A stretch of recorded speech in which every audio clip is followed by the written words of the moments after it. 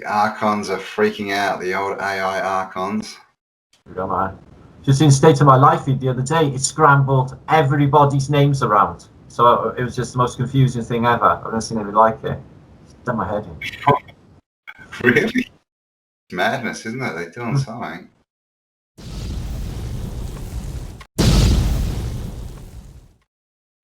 But isn't it weird, like, this whole AI thing, and AI, you know, is supposed to be the, you know, new world order. That's what they're bringing in, is AI, but at the same time, everyone's saying that, you know, this whole Sahara stuff is supposed to be AI as well.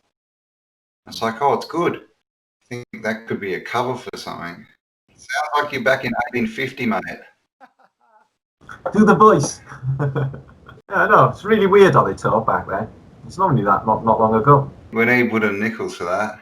But I was thinking about the voices, actually. Like, isn't it strange that they all spoke in that sort of, well, here we go. Look at this guy. No, he's got an aeroplane. Oh, yeah. Yeah, I know. And it's great. Yeah, I know. What, 30s, 40s, and then it just kind of changed. Yeah, I know. It's weird.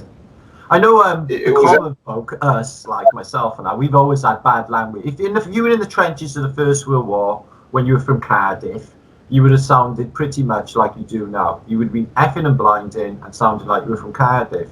So it's only been the tops or the establishment that got plums in their mouth.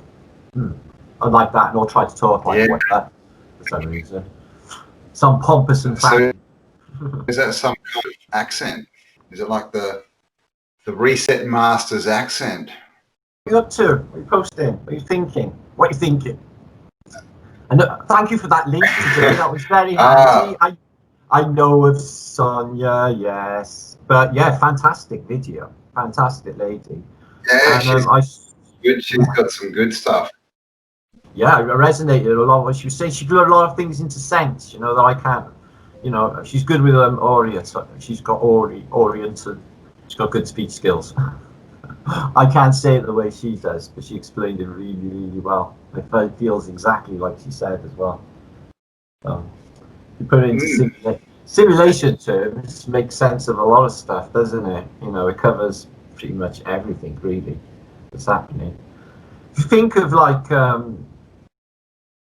then magic, or you know, alchemical mysticism, and all the spiritual realm, or the angel stuff going on, or the angel realm, if you could think of that in the terms of, you know, super hyper futuristic technologies, then you would get into it, because that's what's going on. It's not magic, it's tech. All tech, out of geometry, out of this place. You just know how it works, you know? Yeah, well, and that's all they've done. It's like the 440-32 frequency. They just change it a bit, and we can't see it. That's the thing. You have to change it a lot, just a little bit.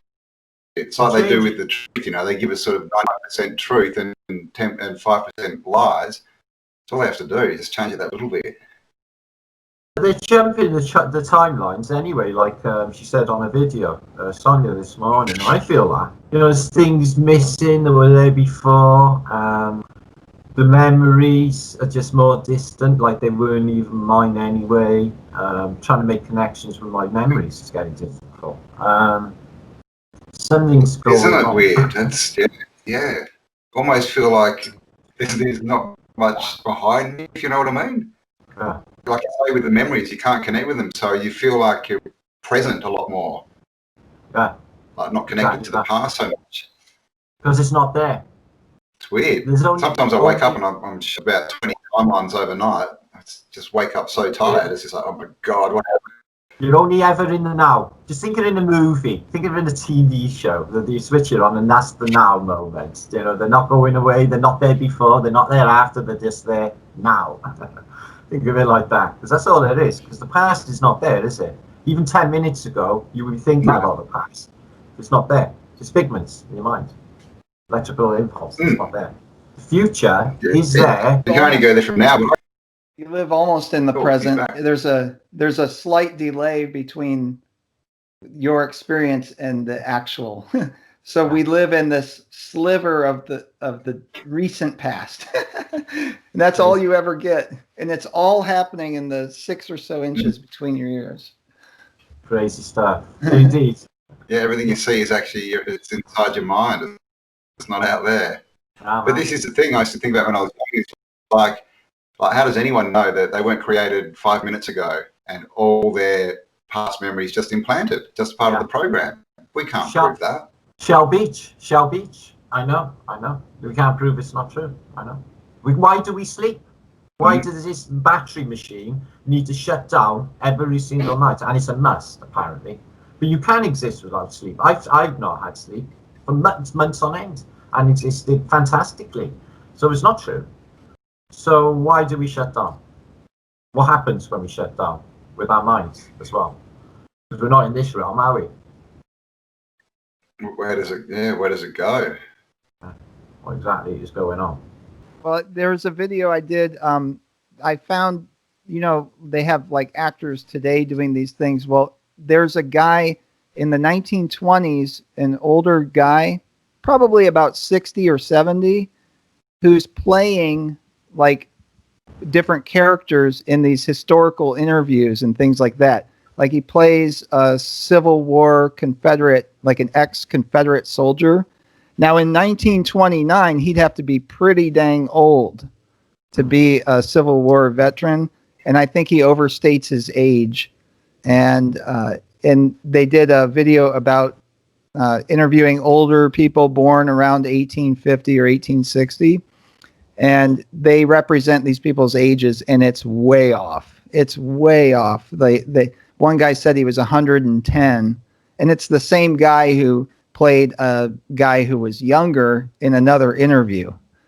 And they played Civil War Confederate soldiers doing the rebel yell, and it's hilarious if you see it. It's just a joke. The duper's delight is palpable when they do the rebel yell.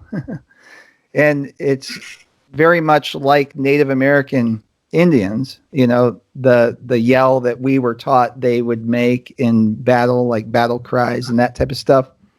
And I think it's just bad acting. I think it's just, how one actor kind of plays the same character in different movies and things like that. Well, that seems to me like that was happening where they're doing like the Native American Indian war cry as the Civil War rebel soldier yell. But if you think about it, that wouldn't happen organically. If you are enemies with the people, you're not going to adopt something that they do as your call to arms or something like that. That's just ridiculous. But if you have an actor playing, maybe he plays a Native American Indian in one scene, and then he goes over and he has to play a Civil War soldier in another, he just pulls from his shallow talent pool of different tropes to use, and it's just, and they're laughing as they're doing it. If you've been through a war, you're going to have post-traumatic stress. You're going to be a little bit more serious about it, but they're goofing and laughing, and they're doing their war cries. And they one guy did these theatrics. He's doing his yell, and when he does it, he goes like this, whoa, whoa, and he's laughing as he's doing it. He's supposed to be a soldier who has seen his brothers die, and this type of stuff. He is not going to be doing that, even with the camera and everything. No. And then there was another one where there was a General Pierce, and the guy said, "Okay, General Pierce, da da da da da," very loud, and the guy's there going, and he goes, "General Pierce," and then he's like, he can hear him saying that, but he's like, "Is he talking to me?" It's not a hearing thing. It was, I'm General Pierce now. Okay. Now I remember, and he's like, "Oh yeah, well that's me." It's so obvious.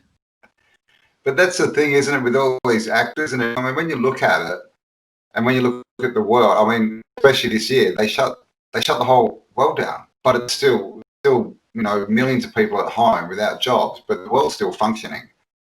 And it's like all the actors and all these singers, they get paid stupid amounts of money.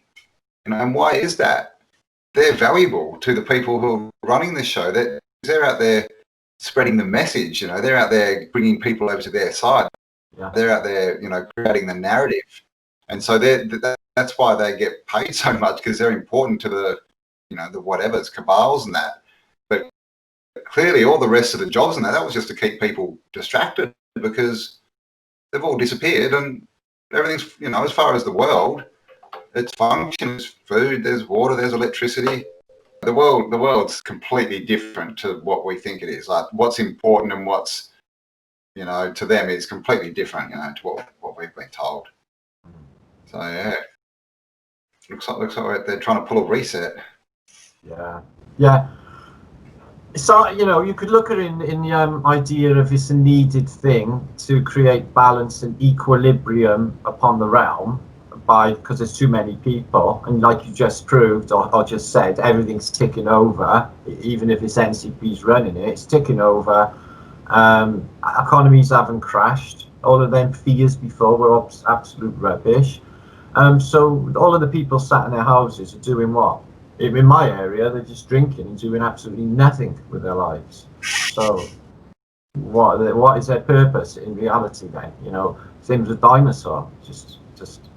So I think they're going to have to balance the books maybe somewhere. They could kill a whole load of people, maybe the next one. You know, these old ladies that they just bumped off the last one, and they've got their properties, their money. There's been loads of them. Though you can guarantee the old ladies have gone in these homes.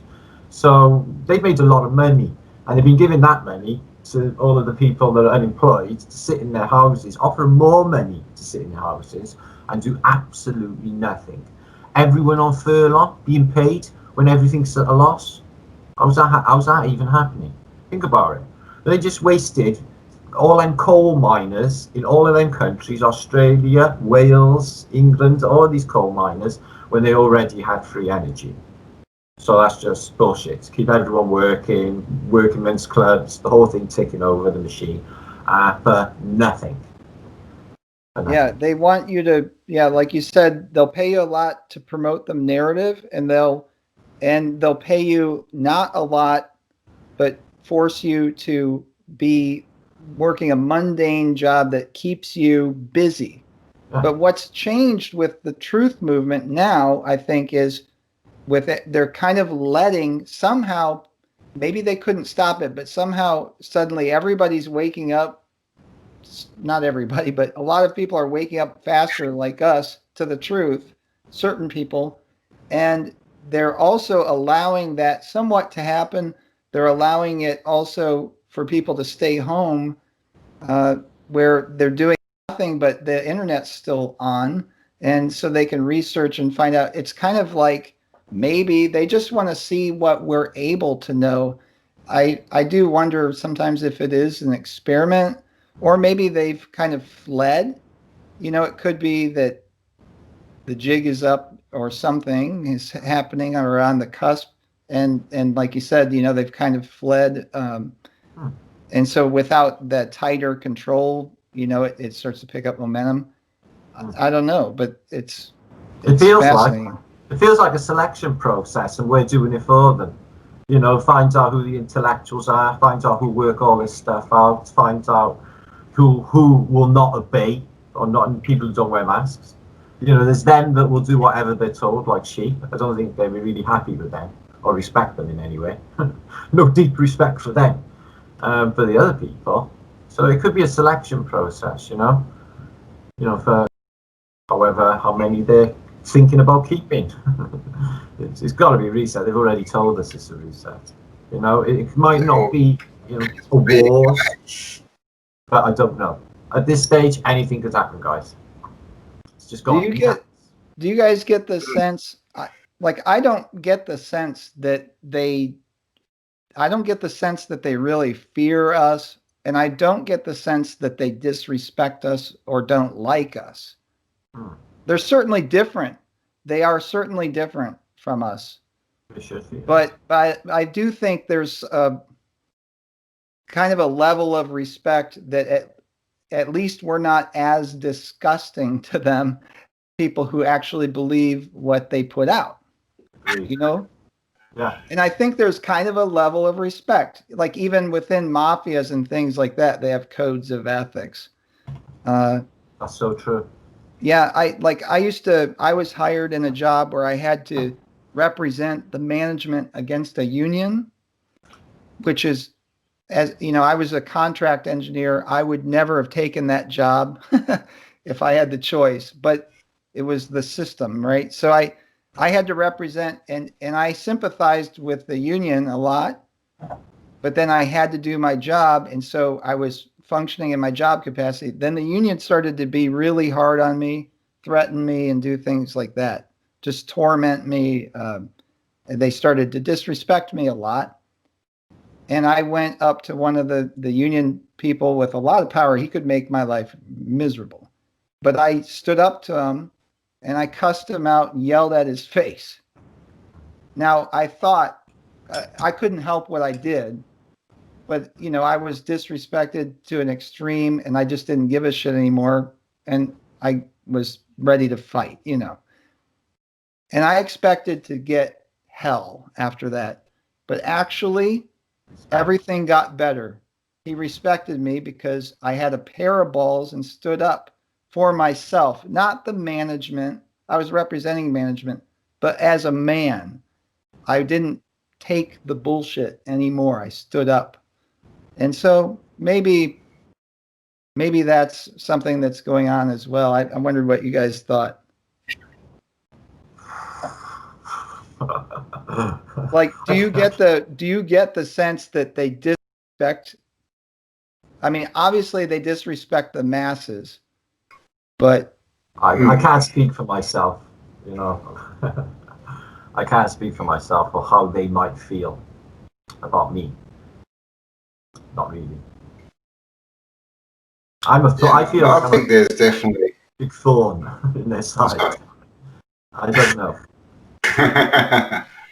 There is something helping me, like, you know, it's just I'm guided, but I don't think it's by them. I don't think it's by IA. I think, you know, I just work hard at what I do, you know. That's not them. That's just me, you know, creating whatever I create. It's my art form, like yourselves. So, you know, creating an expression. So, and it's truth that I seek, same as you guys. So, you know, I think it's me. I think a lot of it is me. I think, you know, it's like you said with the mafia, you know, they can be enemies, but they can still, you know, they'll respect someone for being a good killer or whatever. And it's sort of the same thing. I think that they, you know, kind of respect that we're not being led around by the, you know, the nose, and that we're thinking for ourselves. But at the same time, it's like we're a bit of a pain in their ass. Is what it seems like. They definitely don't want to help us or let us sort of run free, but they kind of, yeah, you can do your thing, but as long as, you know, you keep us in not check. too loud, you know. Just all these souls, don't turn too many away from us, you know. Yeah. Channel problems. You got me. I've had so many videos deleted just for nothing in the last month. It's crazy. Maybe half a dozen of my old channels. Just random videos. Don't even know what I said in them. Flat Earth ones. So just gone. Sorry, we deleted this. I think to myself, I got a hard drive with them on. I should check out what I actually said, what they don't want out there. And that's another thing about the whole business thing is, you know, YouTube and you know, Twitter, all these platforms that are booting, you know, but especially YouTube, they're booting off these massive channels. These channels that bring, you know, millions and millions of people to their platform, and they're just destroying the channels. So they're literally just cutting, because as their audience goes down, you know, people aren't going to want to advertise with them because they're like, well, you know, what's your audience? You can't give us demographics of who they are. You're cutting everyone off. So literally they're destroying their business for this. So it just shows you that money and business isn't what's going on here. If they will just destroy a multi-billion-dollar business and multiple businesses just to their agenda, clearly money doesn't mean anything. It's not what's going on here. Agreed. Yeah. People bouncing like Joe Rogan. Information game. Yeah, it's just like, what? You know, biggest podcast in the world, and they didn't offer him any money to keep him on board. It just makes no sense. It's not business. It's not. It's something else. It's us. It's us. Just keep talking and keep watching. Yeah. Where else are they going to get the demographic, like you just said, of what's going on? They get it from the truther community. They're going to know because we're on the cutting edge of this, you guys. So where else are they going to go? There is nowhere else in this realm they're going to go. Think about it. Go and have a look. It's all just repeated bullshit, not discovered properly, organically by us lot. Think about it. So it's sure it's there. They're going to look at, it's, you know, to work out what we're thinking. You know, what's making us tick. What is our goals really? What's the prize that they really seek? You know, these people are going to win. These people seem like they've won, sort of thing going on. I think that's what's going on. Yeah, it's everything since the flat Earth. You know, what a revelation that was, and then everything about the history, and then everything that's been happening in the last year, and then boom, boom, pandemic, civilization closed for seemingly ever. Yeah, right. Can't make this up. I mean, the whole thing, you know, could be the whole thing could just be made up because, you know, obviously there's the age of Aquarius and all this kind of stuff, but, you know, I know about the precession of the equinox and that, but I can't prove that. That could be another story for us, really, for, you know, for as much as we know. Yeah, no. You know, the whole thing could have been manufactured, you know, for whatever, so they can have a false reset, or so they can, I don't know, I can get rid of the non-thinkers. Well, the three of us have looked through tens of thousands of old photos, and correct me if I'm wrong, but it seems to me that the buildings that make it through a reset, the last ones to go, are your government buildings and one other building that I think of, and that is these asylums. Ah. And they're always on the outside of town, right? Yeah. Now think about what's happening now, and if they were to take out mass populations, who's taking them out? Government. And where is your last stop going to be? It would be, well, an asylum, right? Yeah. And isn't that what we see? Yes. In these old photos? And so whoever's hired to knock buildings down as the people go away to hide the fact that there were people there, well, you know, by the time they get down to just the government buildings and the asylum, those people knocking the things down are the last to go. And, you know, that would make sense, as macabre as it is. No, it would make sense. Yeah, they were designed for reset in mind, they were. Especially the government buildings. No doubt about it. I thought it last night anyway. Thought exactly that. I was looking into living architecture and the spell put in these buildings by Freemasons to activate like some sort of spiritual charge that makes the building living. You know? Did you see that last night I was talking about? Just craziest stuff in this book I found. Yeah, I saw a bit of that, yeah. Yeah, it's about activating buildings, you know, making them, like I said, living. And a manifestation of reality through a key, which is a word or a sound or a rhythmical vibration. Now, I got to thinking about the bells then. You know, there's a big thing with the bells, isn't there, guys? You know, in the campanology, they always had bell towers. Think how many bell towers were in Bologna, guys. It was Manhattan for bell towers. Yeah. And the Tsar bell in Russia is cracked with bullshit narrative behind it. And the Liberty Bell, which is also another giant bell, is also cracked, you know, continents away, with another bullshit narrative behind it around the same time. So I think there was something bigger or more important going on with the bells, you know. One of my ancestors helped hide the Liberty Bell. That's Wow. in now, I don't know why, I don't know what the big deal was about it, but it's something that maybe it set at that tone or that vibration, you know, but maybe this is why they cracked in the first place. This vibration is set to cause a ripple or an earthquake everywhere in this realm. You know, it's a resetting thing. You know, when in World War II, the bells of Britain were kept quiet until El Alamein, first victory for England, and then they had all of the bells in Britain ringing on the churches. It was supposed to have sounded fantastic. I have never heard this in my life, and there's thousands of church bells in Wales. At one time, they played them all of them in unison. They must have been just a heavenly melody in the air or something in the past. Something more going on with the bells anyway, I really do think. But what if the ringing of all the bells caused the end of the war? I was thinking about the 440-32 change of frequency. Did that crack the bells? And were they just more something that were to resonate a sound? Yeah, I think it's... You get the frequency and they slowly resonate. And also, yeah, they'd be pointing down if you put it in a dome, at the floor. Well, it is a dome, isn't it? Yeah. Yeah, but the dome will resonate for hours and hours after. Like, it could be a resonation chamber making a charge. The bell rings, like on, and then activates the dome, which got all the cables going through it. So even maybe, at 6 o'clock, ring the bell, and that charges it to the next bell ring into the dome. Because resonation in the dome lasts for hours and hours. I wonder if that could be it. Resonance and energy. Yeah.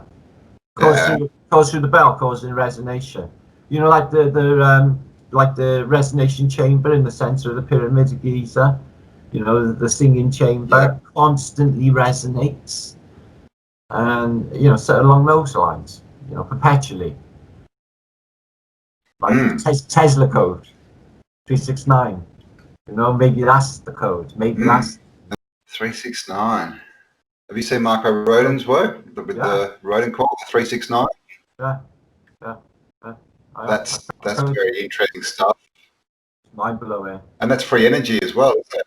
That's free energy, so.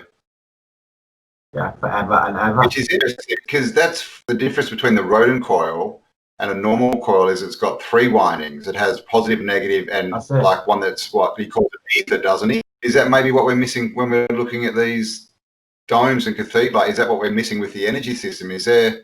Yes. Well, obviously we're missing that ether connection, because if you try and look at a system as a positive negative system, a 2-way system, but it's a 3-way system, it's going to be the ether. That's something that they did try to suppress, or they have suppressed. I was thinking about the ether this morning. It was bonfire night in Britain. We had all these really loud explosions, and I can't help thinking, well, they're uncomfortable and they're not nice. And in wars, it's all about bangs and explosions. And what they do essentially is they interfere with the ether.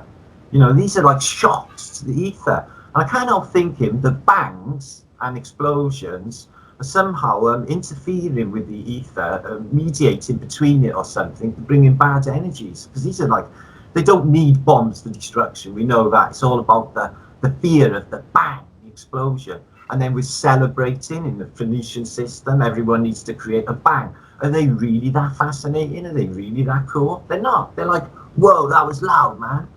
So I think there's something creates a disturbance in the ether, these bangs and explosions, especially battlefields. It shreds people's nerves to smithereens.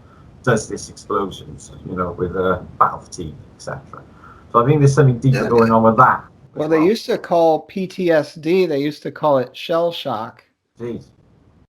Yeah, good point. And it's disturbing. So why do we go and watch loud noises in the sky when it's one of the fears born with? Yeah, exactly my point. See what they're doing? And it does create something in the ether. I felt it. It's just like, the whole ether shakes, doesn't it? You get the sound wave and everything else. Yeah, it does. So, definitely changes the energy that you feel when you think about it. Those, fireworks shows and that, for sure. Do you know how many paranormal experiences were talked about on the battlefield of the First World War? Missing regiments like the King's Guards that went into a fog bank and disappeared off the face of the earth. The Turks said they never arrived. People witnessing friends, people witnessing people carrying them off the no man's land, and there was their dead friends. They'd be laying in the trench later. So many paranormal. I think with these explosions, it interferes with the realm. I think it creates something between a bad realm and this, and I think it starts to, with these explosions en masse, make it all pour through, and which creates and get in men's head panic and creates the ability for destruction. and carnage. Yeah. So like it creates like a rip in fabric so Yes, that people for entertainment dimension can see in, but at the same time it does it, and they're having a war. Everyone's fearful, so they can feed basically in that. That's it. Yeah, that. I think that's what's going on. Yeah, it's amazing how long they've had rockets in warfare, because what is the point of the rockets? You know, what did they really do? They lit up the sky and they made a bang. That's what, like I was talking about missiles, and to me, missiles, they've been in warfare for a long time. They've always been the same thing. It's kind of like a firework. I mean, obviously, there's the destructive aspect of it. I think a lot of what they've sold us as the accuracy and the destruction of guided missiles is overstated. But for the most part, they're like fireworks. They burn for a couple minutes, maybe a little bit more than that, and they go off in the distance and blow up. And it's not as precise as they would say. I found this. I tried to find the original rocket. I found a Chinese document of a multi-stage rocket of pretty large size. I think it was at least maybe 15 or 20 feet tall. So like 3 or 4 meters tall, multi-stage. And it was about, I think it was from the year 500 or something like that. It could be 1500 or 500. I don't know, but very old. Yeah, it was extremely old. Yeah, there's stories from China like circumnavigating the globe and flying around and all types of stuff. And then when was it? Like, well, we don't know what the date was, I guess. But then they had an emperor in China who burnt every single book in the country, like wiped out the whole history. Right? So we don't know. And how many book burnings have there been? I mean, what's that all about, right? That's just telling us, we're cleaning the slate. Amazon, when they started their book thing, they had to name it Kindle, and they have the Kindle and the Fire. Oh yeah, burn the books. Oh, how do I believe that? Swines in your face. Jesus. It's all in the language. It's all in the words, spelling. I love that. Etymology is fascinating. The internet's great, but if we're losing all our books and everything's online, then they need to switch, flick a switch and it all goes instantly. All the information's gone. Because I always wonder why they let the internet go and why it got introduced to it, because it's obviously given us so much power and such, sort of scope to evolve our knowledge. But so, I've always wondered why they gave it to us. There's got to be some secondary nefarious reason. We know what they're like. Or is it something that's just, it's always been there and too many people found out how to tap into it? I think we've had the internet before. I think we've had all this before. One of the things about the year 1850 is that we had the printing press. We had all these modes of communication that should have easily made it so you can trace history back before 1850 in a continuous way. But wherever I look, whether it's weather data, something so simple as, was it a hot day or a cold day? There are people who track that their whole lives. How hard would it be to find a number of people around an area where you could take the data and track and trace it back before 1850? But you can't. It's almost something from that simple to like the price of grain or anything. Photography turns up like 1840s and 1850 is supposed to be established. Like they can't take a photograph before that point. Why? So they don't show us the world that was there. Right. So many different things. Like even I looked at stair steps. That you go anywhere in the world and you have the same ratio, but that was invented, they say, in 1860. And how could something go that long and not be figured out? Chimneys. chimneys were not figured out until after 1850. Can you believe that? Before 1850, chimneys were all different. The way fireplaces were used was not really standard. Yeah, agreed.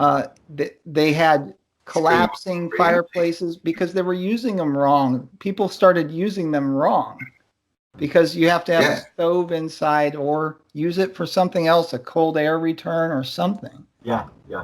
But lighting a fire bare it doesn't, first of all, it doesn't heat your home very well. No. Second of all, you have chimney fires and they were causing the collapses and things like that. It's like, well, how could people be so silly? You sent a little boy down the chimney to clean it in Victoria. Yeah, they're figuring everything out. It's like chimney. Yeah. It's the perfect job. The orphan trained children. Yeah. First job, get into the paper mill. But how is it the buildings are perfect? Like every aspect of these buildings is perfect, but they couldn't work out the chimneys. They just fill with, soot and dust and start fires and the bathrooms. They forgot how to put bathrooms in, obviously. But yeah, what do you guys think about that? I mean, honestly, the bathrooms. I mean, wow. Now, let me tell you, my grandmother, her parents came from the old world, from Eastern Europe, and the way their culture was, there was a couple of things that were interesting. First of all, they were very elegant, and second of all, they thought to have a bathroom inside of a home was disgusting. I don't buy that. She preferred an outhouse. Have you seen the houses? Culturally, though? In Britain we had these massive Tatarian 3-story beautiful properties, and I was working over the back from one, and a guy would come out of his back door, go down the end of the garden, right, in horrible weather, okay, sit in a green rotted wooden shed with the door open. I don't think it had a door. Go to the toilet whilst chatting to us up on the scaffolding with his newspaper. Very pleasant. Well, there are those are like latrine outhouses. But that's have you what they seen? were. But have you seen these elegant, like in New York City, in Central Park, one of the areas that remains intact, it goes underground. I think that was a bathroom. Royal public toilets, beautifully ornate around, the late Victorian era, with the railings all the way around, wrought iron. All gone. Yeah, it's like two winding staircases that go down. Men, women. It goes underground. I've seen it in almost all these cities. It's one of the things that tends to remain. One left in Cardiff, but we used to have them everywhere, and there's just one. It's exactly like you just said: men, women, litter, Paris looking. But yeah, what's going on with the toilet? So nobody needed to go. You must have had 20 people occupying these big 3-story buildings with the maids and the kitchen staff. I think they were healthier. I think they didn't have to go. It's like, the closer the bathroom is to like the bed, I think is a sign of how desperately ill somebody is. And I think it's a sign of how sickened we are because we're poisoned all these different ways. What about cleanliness? Washing. Queen Victoria was said to have bathed once a month because it wasn't popular to be bathing all the time with Victorians. So no cleanliness. Yeah, they don't want a toilet in the house. Well, define cleanliness though, because when the Native Americans were talked about in some of those early writings that seem a little bit more authentic that I read, the Westerners were marveling at how good they looked and how good they smelled when these people didn't bathe. They didn't do what we do, which is wash off natural oils and things like that. But to not be rank, they would coat themselves with certain oils and herbs and whatever methods they used. It worked. Their skin was just a golden sheen, color to it. They looked, smelled, and seemed healthy and good. And the Europeans couldn't understand how that could be.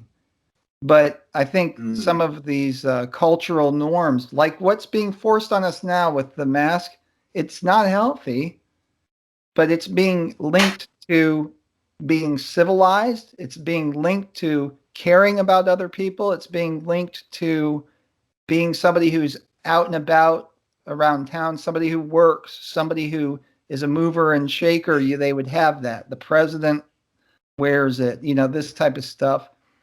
And it's like clothing, if you're, depending on the climate you're in, you shouldn't have to need to wear clothing except to cover up your privates, unless you want your privates public, but there's a lot of stuff that goes along with the clothing. It's just a taxation on your time and everything. It doesn't do you any favors. So I think just how everything's backwards, I think a lot of it has to do with that. And when you look at the reset, just recently post-reset, the clothing that everybody wears, it's like a uniform. Weird. It's weird. It's like, what I say about it is, it's like everybody's dressed for a funeral on a day that is kind of like early spring. Yeah, kind of chilly. Black for the men, many layers for the women. They must be just sweating, Well, or was the climate different, or was it just all staged, or what the hell's going on? Well, I staged. I'm in that mind. They blacked the skies out for some reason with the vanilla skies. What's in the sky? It's just like, it does feel film setty when we look at San Francisco. I think they're switched. I think that's definitely a thing. I think they're switched. I think we see they say the destruction comes 3 days after this footage of San Francisco on Market Street. But I think it is before, and they're showing us the reset, and movies go back that far, and they're just giving you a little wink or rubbing it in. So I think photography is a key to it all as well, guys. I found some Byzantine images, and I can't even get my head around it. I study them, I look at them close. These are photographs. They can't be anything else. They can't be artworks. They are photographs. They're people.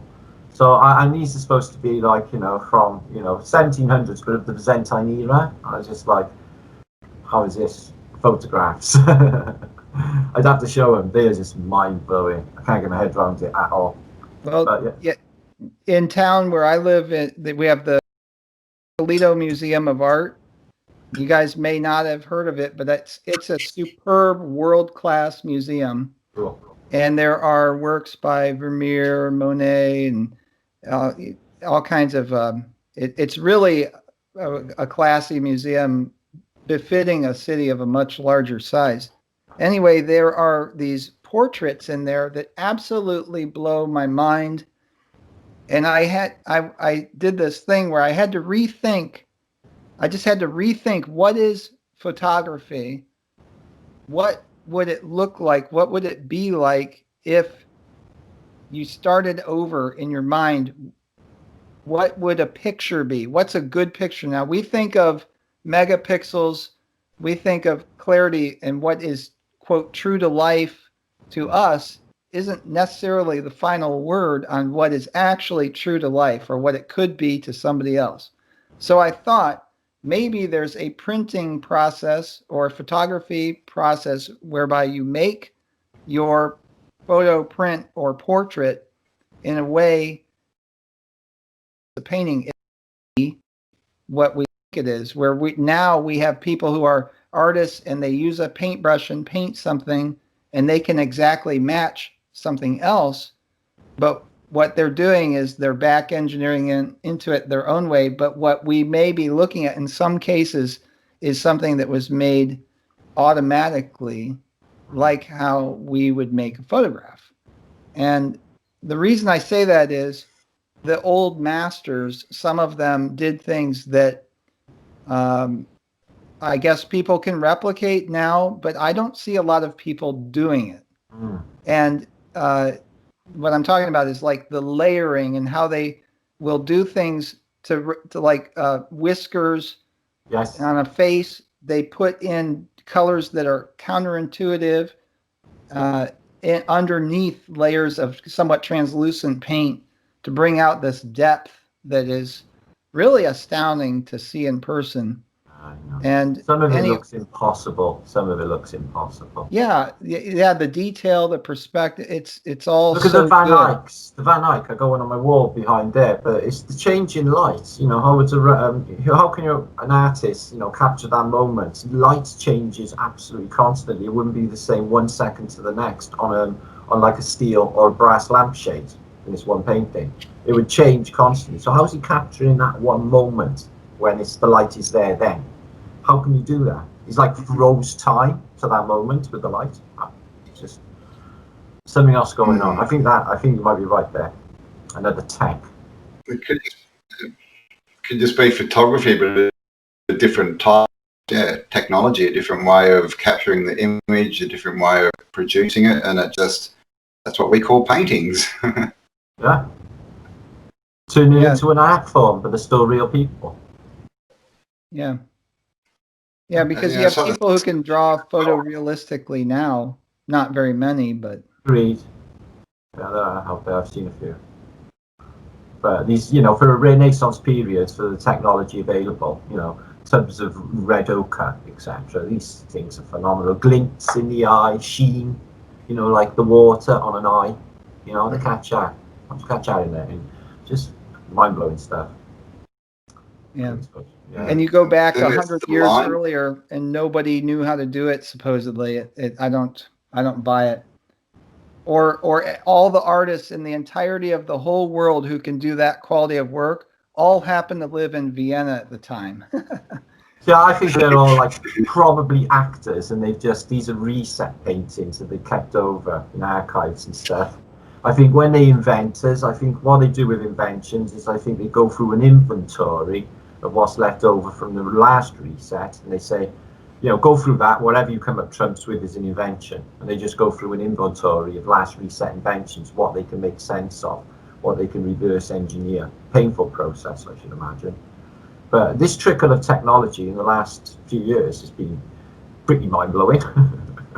From 1900 to now, from the Wright brothers apparently to space rockets, 1969, 60 years.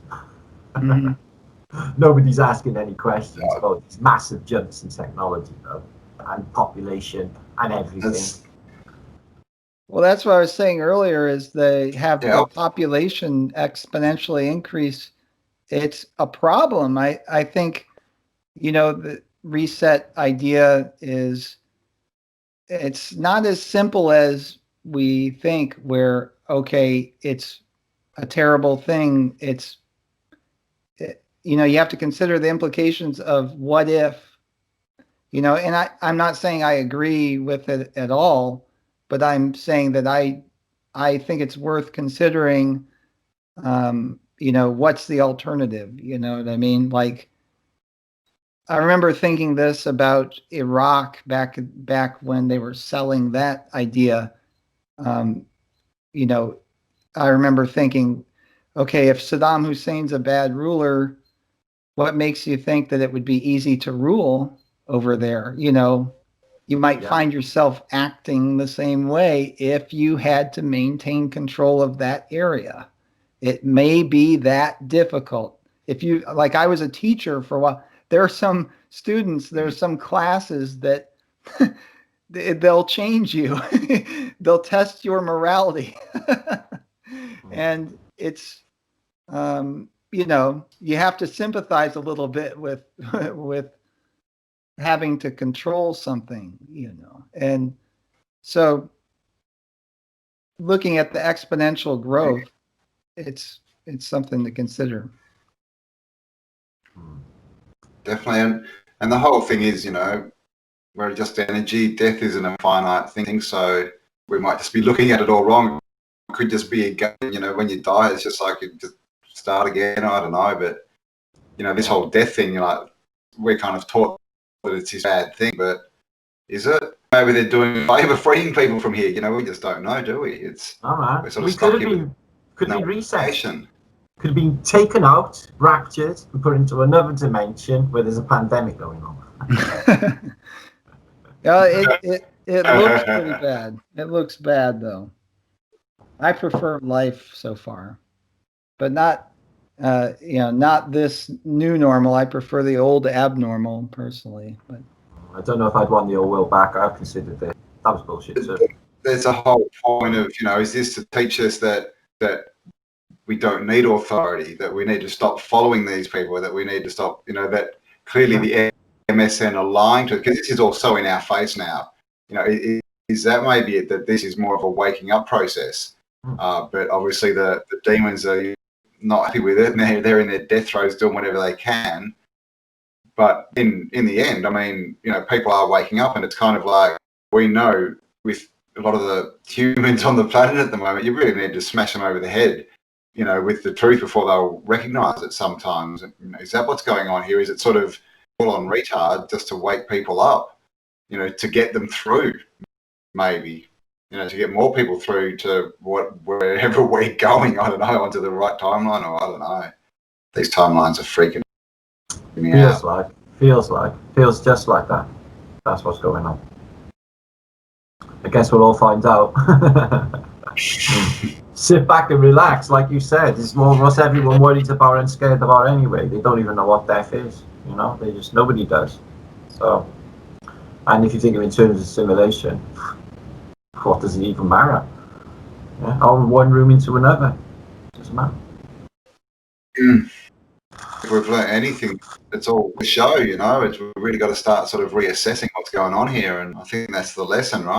The news and fall down the drain, or you can sort of get something out of this and start thinking for yourself and not buying into the crap. Yeah, it's surprising they haven't blown it. Are they going to blow it? Because they're just making it so obvious that even the most stupidest of people will work out that there's nothing going on. I think that maybe massively, everyone's been lied to. They're doing it on purpose. It's almost as if they're just doing it on purpose. Crazy laws, everything that we held precious and true in this place, taken away. Everything. For the masses, it's their sports, people's religions are messed with. Everything's just every aspect of our life. Can't visit you, can't go here. Yeah, I wanted to share something about this realm here. So Campbell and I talked about 1850. I've mentioned, it keeps coming up in my research, the year 1850. And I know both of you have seen this year come up many, many times.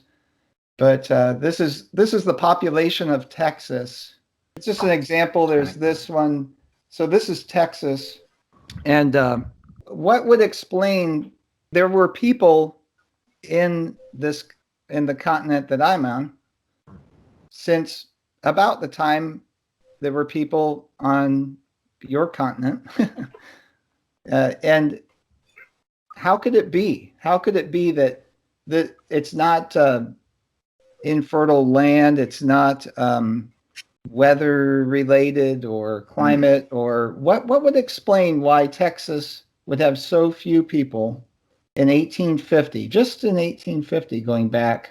To me, this type of graph absolutely proves the reset idea. Yeah, this was replicated everywhere, the same graph. The population growths of every city in Christendom has got the same story. Melbourne, London, New York, Boston, you name it, they all got the same story. Exploded out of nowhere, all within this time period. Yeah. And one thing that I thought was, because I've wondered, if the reset is completely evil, first of all, if you're a believer in God, why would God allow such a thing? Number one, an omnipotent, omnipresent, and omniscient God wouldn't allow it, right? Well, and so there's that philosophically, but then functionally, practically, if the three of us ruled the world, I think, let's say that we were granted lifespans of 5,000 years and we ruled the world, we would encounter a problem in about 200 years, no matter what. And that problem would be absolute population overgrowth because of the rule of exponentials. Now, I can see some solutions for that problem, but for some reason, these solutions don't tend to work. And I think I know why. And the reason is there's a percentage of people who will always do whatever they want, no matter how harmful it is to others. Lockdown, yeah, lockdown. Wow. But like you said, the food keeps trickling in. It's weird. Yeah. Mm-hmm.